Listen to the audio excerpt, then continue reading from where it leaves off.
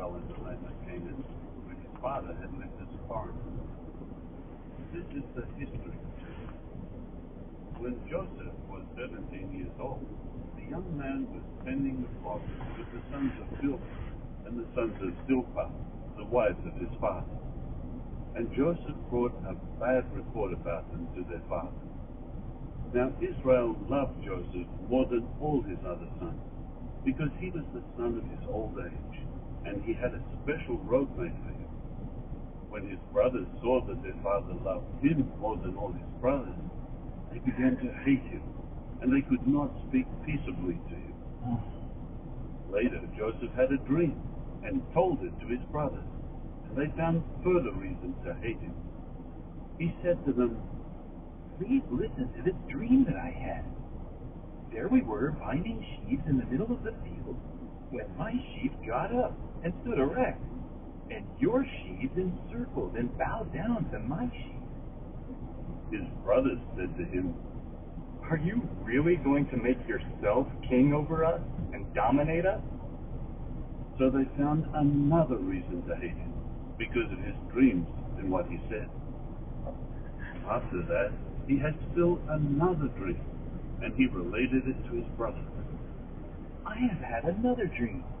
This time the sun and the moon and 11 stars were bowing down to me." Then he related it to his father, as well as his brothers. And his father rebuked him and said to him, "What is the meaning of this dream of yours? Am I, as well as your mother and your brothers, really going to come and bow down to the earth to you?"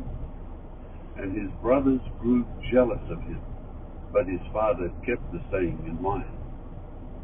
His brothers now went to pasture their father's flock near Shechem. Israel later said to Joseph, "Your brothers are tending flocks near Shechem, are they not? Come, and let me send you to them."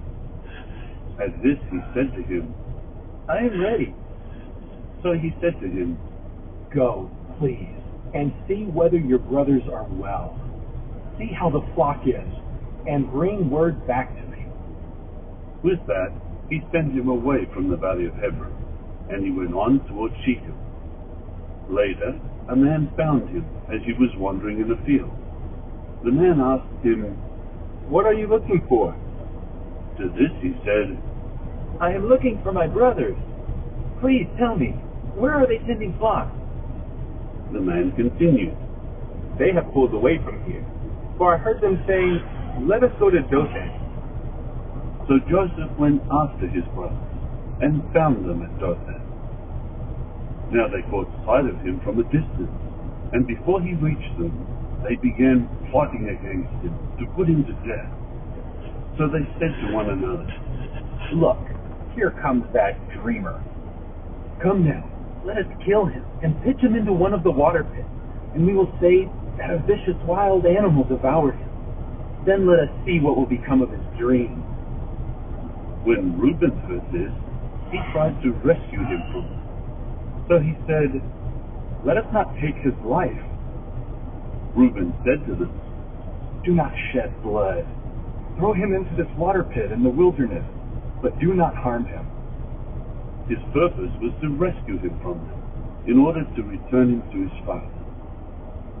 So as soon as Joseph came to his brothers, they stripped Joseph of his robe, the special robe that he wore, and they took him and threw him into the water pit. At the time the pit was empty. There was no water in it. Then they sat down to eat. When they looked up, there was a caravan of Ishmaelites coming from Gilead.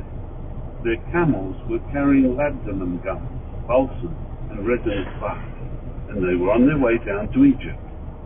At this, Judah said to his brothers, "What profit would there be if we killed our brother and covered over his blood? Come now, let us sell him to the Ishmaelites, and do not let our hand be upon him. After all, he is our brother, our flesh." So they listened to their brother.